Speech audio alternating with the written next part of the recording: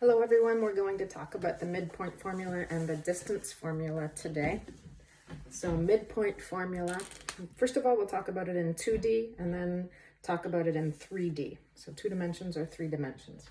So the midpoint formula in 2D, in 2 dimensions, you've probably seen before.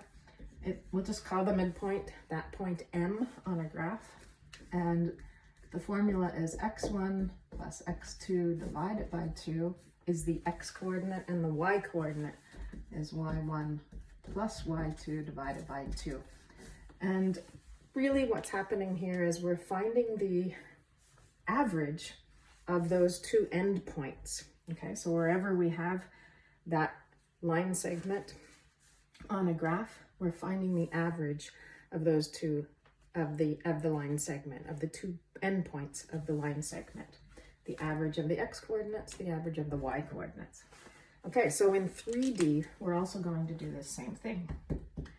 But in 3D, we have a 3rd dimension, and so our midpoint has 3 coordinates to it. It's an ordered triplet instead of an ordered pair.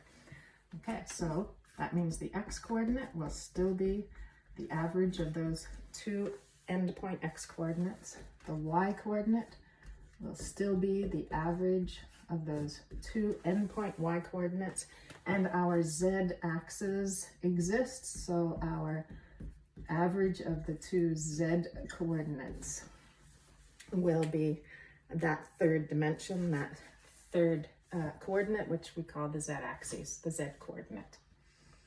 All right, same thing with distance formula.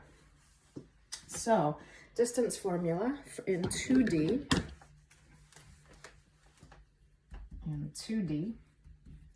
we say distance is equal to the square root of x2 subtract x1 all squared plus y2 subtract y1 all squared.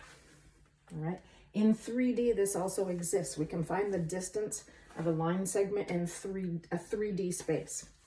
So in 3D, we're adding a 3rd dimension, but it's based on the exact same premise as the 2D version. We're going to subtract the 2 endpoint x coordinates from each other and then square that number. Add that to subtracting, oops, not y squared, but y2, subtracting the y coordinates from each other, and squaring that, and then subtracting the z coordinates from each other and squaring that, and the entire number will be square rooted. Please look at the next video for an example of both of these.